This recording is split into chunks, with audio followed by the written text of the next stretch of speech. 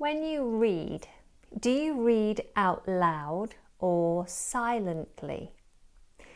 Most adults read silently, which is surprising when you realize that there are so many benefits to reading out loud. For example, it boosts memory. Studies have shown that people remember more of what they read aloud compared to what they read silently. It also helps in understanding complex texts. Reading aloud can make it easier to understand and process information. Let's start a new habit of reading out loud whenever we have the opportunity.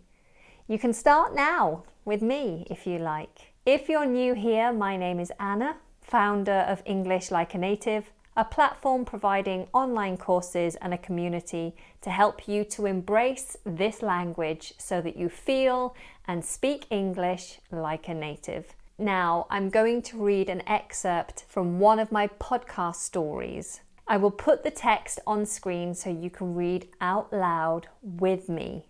I will read at a steady pace.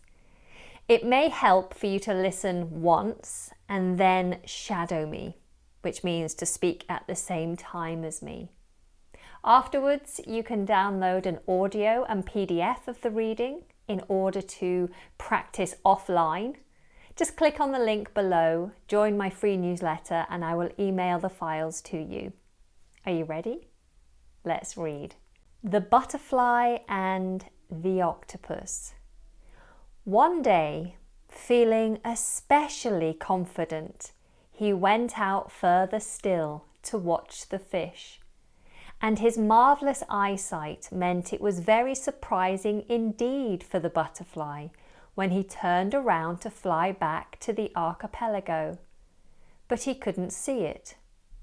Going through first 180 degrees, then 360 degrees, then 540, 720, and round the butterfly saw nothing but water, and in the water swirling and darting fish, but also an octopus, who the butterfly had noticed before every day gliding around the water on the most graceful of legs. Whatever could be happening? The octopus was very active and sensitive, and sometimes got so confused and overwhelmed that her long legs got quite tangled up, and she had to use them like a great big oar and shoot away from wherever she was. One day she had shot away and gone to the surface of the water, quite by accident or guided by some other force she will not tell. But there she felt the strangeness of the air on her skin and saw a small creature flying, a creature throwing patterns in the air and making beautiful sounds with his wings, the like of which the octopus, long used to the muted depths, had never heard before. The octopus was short of breath up there at the surface, but was so captivated by what she saw that she waited until she was quite blue before sinking back down into the security she knew. But every day she wanted to return, and every day she rose to the surface to watch and be with the butterfly, as he fascinated her with his actions and his sounds.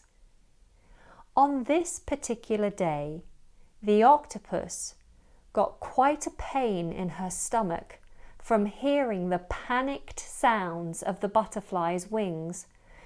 The octopus became afraid and started to shoot over to the butterfly.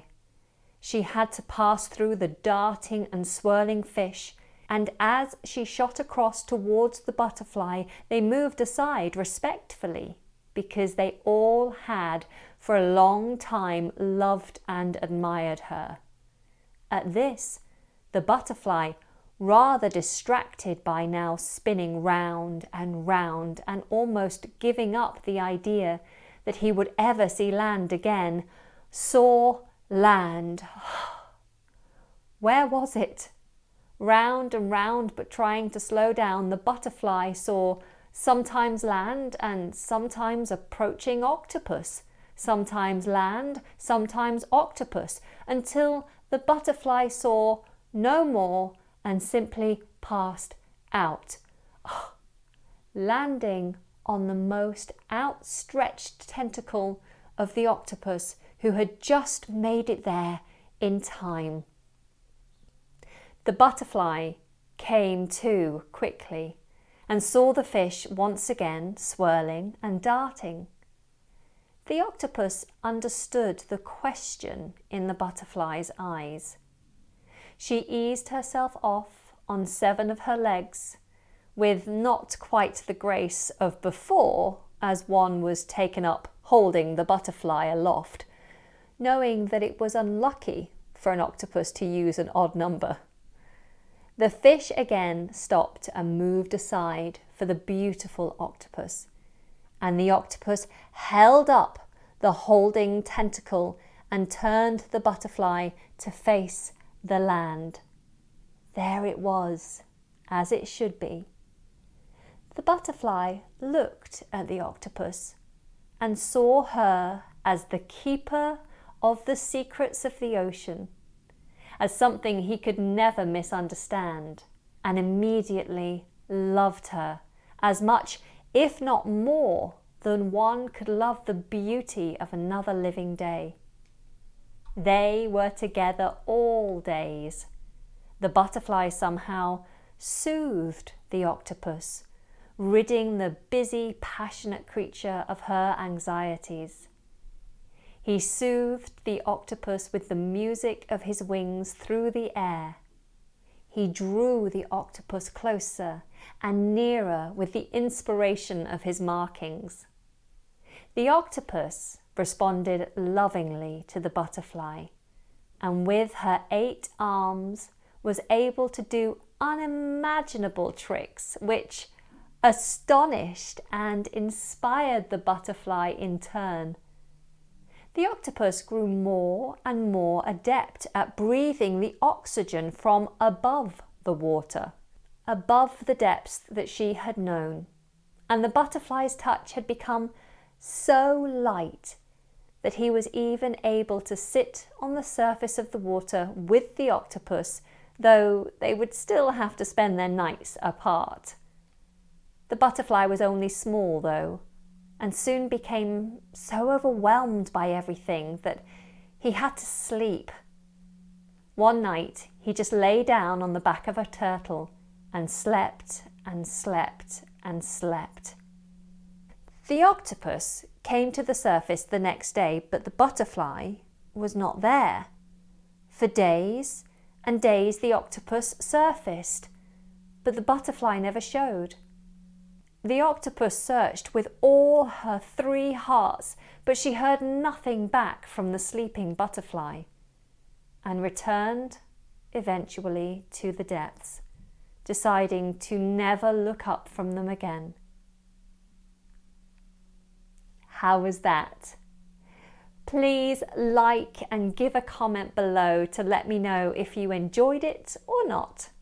If you did enjoy it and you want to listen to the entire story, I will leave a link for you below. Don't forget to grab your audio and PDF, and I hope to see you again very soon. Until then, take care and goodbye.